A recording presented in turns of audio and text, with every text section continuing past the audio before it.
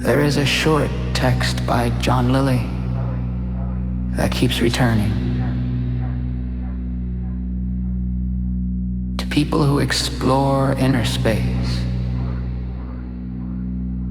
a compact verse, simple on the surface, stricter beneath. He called it the province of the mind. It goes like this.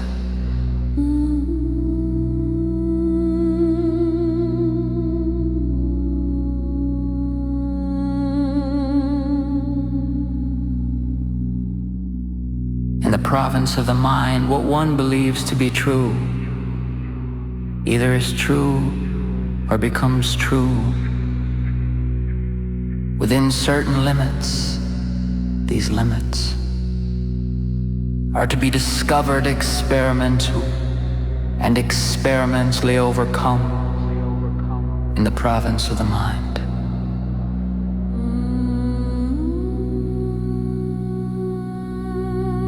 There are no limits.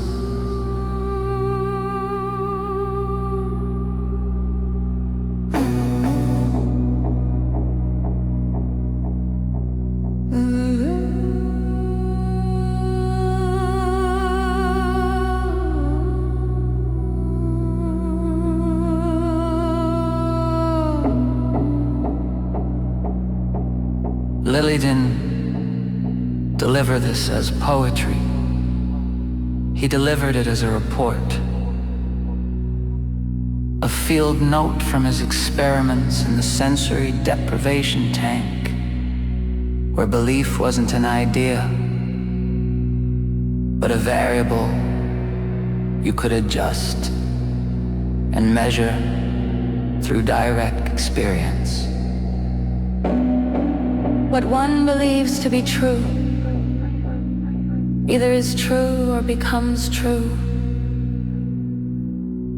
but only in that specific interior domain. He wasn't describing magic. He was describing function.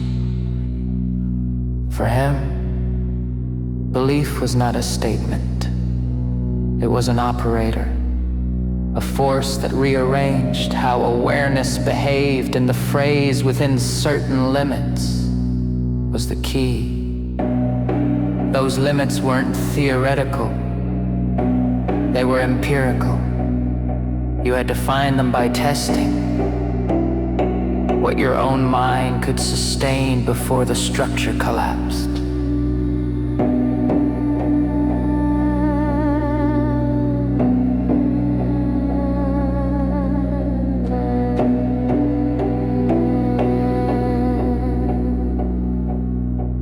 And then there is the harder line. These limits are to be discovered experimentally and experimentally overcome. He wasn't talking about conquest. He was talking about iteration. Try a belief. Observe its boundary.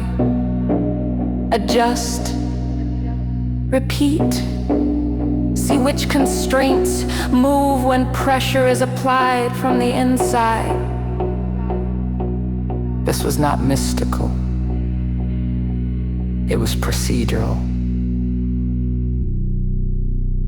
And then the final claim, the one that made people either turn away or lean in.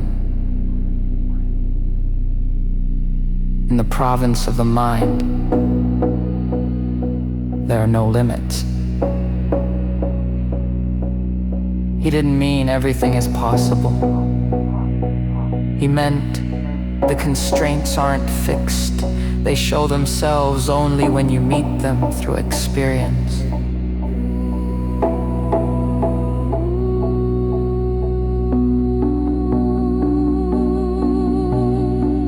Outside the tank, you can argue endlessly about whether a belief is valid.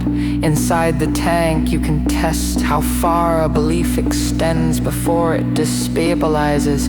You can map the edge conditions, and you can notice how those edges shift when attention shifts. That was his point, not a doctrine, not a creed, just a method.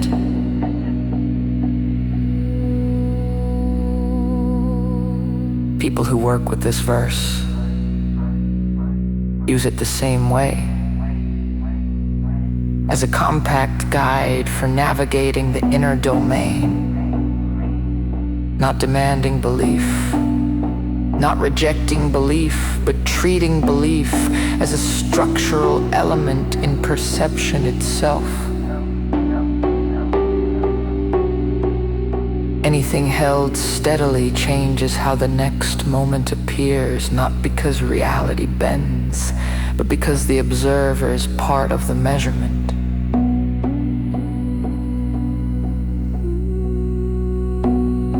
Lilly's verse remains because it's not metaphorical. It's descriptive, a summary of thousands of internal observations he made in isolation and darkness, in salt water, tracking the smallest movements in attention and expectation.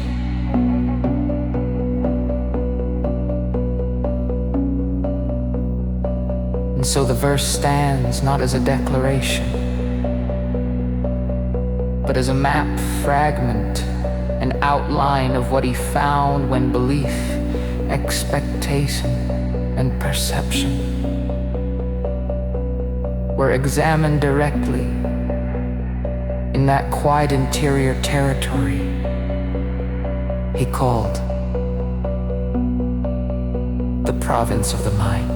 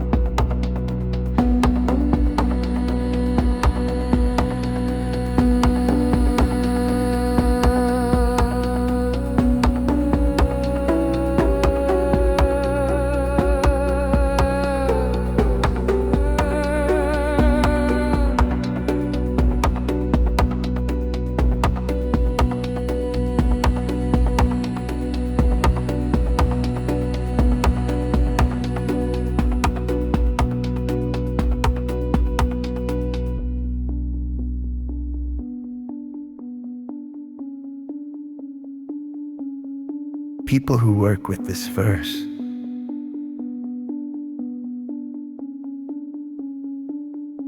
use it the same way.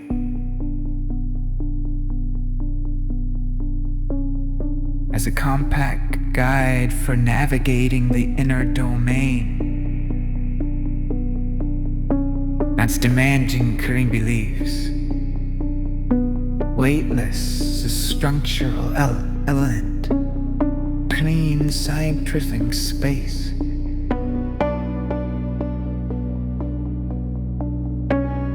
The expectation.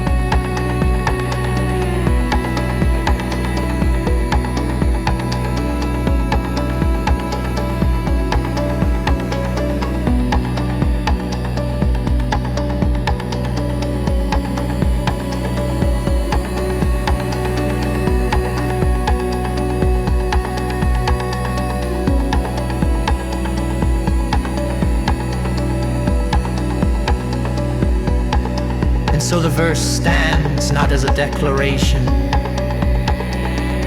but as a map fragment, an outline of what he found when belief, expectation, and perception were examined directly in that quiet interior territory he called